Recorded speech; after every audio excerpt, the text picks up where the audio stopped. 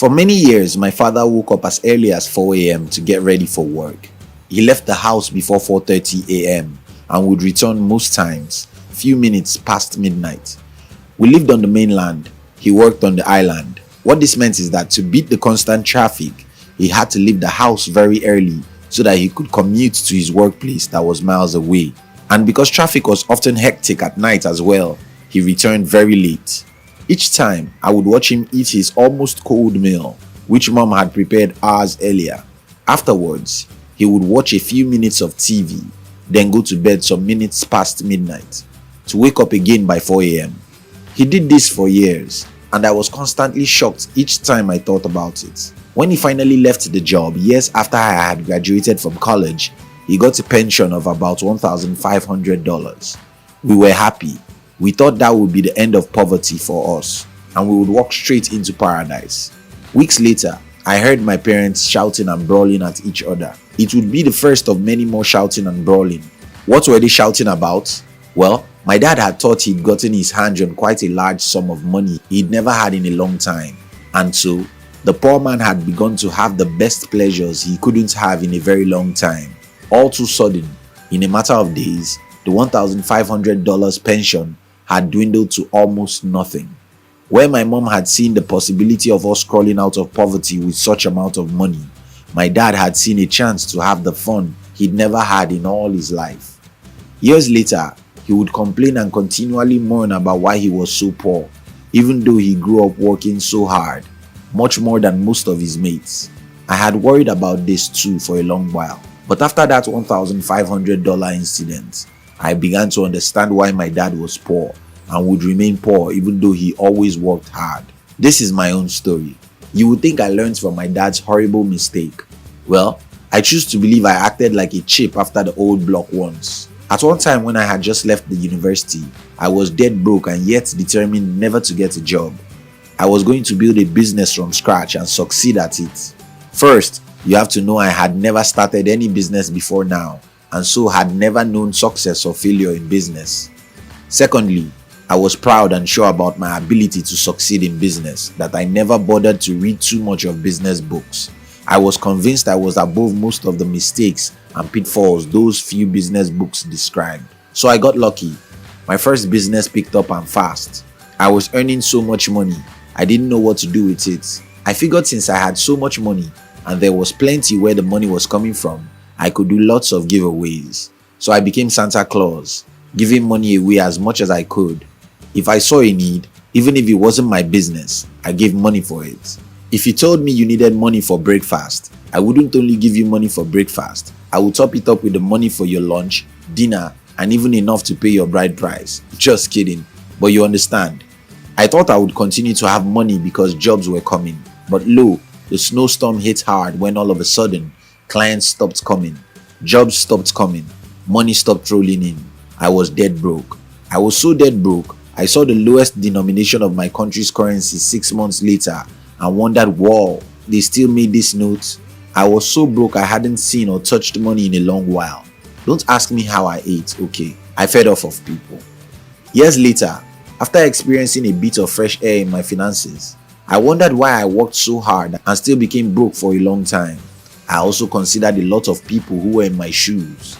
It didn't take me long to know why I was working so hard but still remained poor. I wanted so much money, yet I knew so little about how money works. So when money comes to me, I mismanage it. And since money mismanaged does not grow, I stay poor. The discovery that set me free. An angel investor once said to me, when you had so much money, you spent all you had, not knowing you were eating your seeds as well as your produce. I didn't understand that until recently. You are broke not because you aren't working hard. You are broke not because you don't stay up all night doing what most of your mates will not do. You are broke because you lack a mindset that can never attract money. You are broke because you do not understand money and how it works. And so you will spend most of your life working hard and still stay broke. You are as broke or as rich as your mindset about money. Here's what I mean. 3 years ago, I joined a religious organization who believed in the fact that money is evil. We were taught never to pursue money but to wait for God to hand us food on a golden platter. The whole time I was confused. We believed in working so hard, and so we did. But the bulk of us in that religious group were always hungry. We never had enough to eat, and truthfully, we always begged from each other. For a long time, it got me wondering, if money is evil and we shouldn't be longing for it, why are our lives so messed up because we don't have enough money? I kept thinking about that question while I suffered needlessly for more than 3 years. Soon, I had a breakthrough. I realized that God never stopped his children from making money. God never planned that his children would be holding out plates begging for their next meals. Religious folks just took the money issue overboard. I found out we were broke, poor, always hungry, and constantly begging because we had a mindset that repelled money. You are as broke or as rich as your mindset about money. Wealth is a mindset. Whether you like it or not, your attitude towards money will determine how rich or how poor you will become. Your wealth isn't tied to how hard you work. If hard labor was what determines how rich you would be, most people in prisons would be richer than most of us. Wealth is a mindset. No matter how long you teach a fish, you can never make it fly. No matter how much you spend training a rat, it will never be able to talk. No matter how hard you kick a hyena on the butt, it can never stop laughing. It's his nature. In the same way, no matter how much money you give to a man with a poor money mindset, give him some time. He will soon become poor. Author of The Secret of the Millionaire Mind, T. Harv Eker, wrote, "If you want to change the fruits, you will first know to change the roots. If you want to change the invincible, you must first change the visible." Your belief about money becomes your reality. What you hold about money becomes true in your life. As long as you believe money is evil, you will never have money. As long as you believe money should always be spent, you will never have money. As long as you believe you should only save money, you will never have money.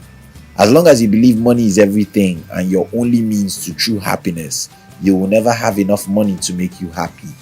As long as you believe the money you have will never be enough for you, you will always need money. As long as you believe in going the easy route, you will never have money. As long as you do not believe in sacrifice, in giving before you can take, you will always be broke because what you have will never be enough for you. If you must be rich, you must understand how money works. If you must have so much money, you don't have to bother your head about money. You must know so much about money that your mates are unwilling to know.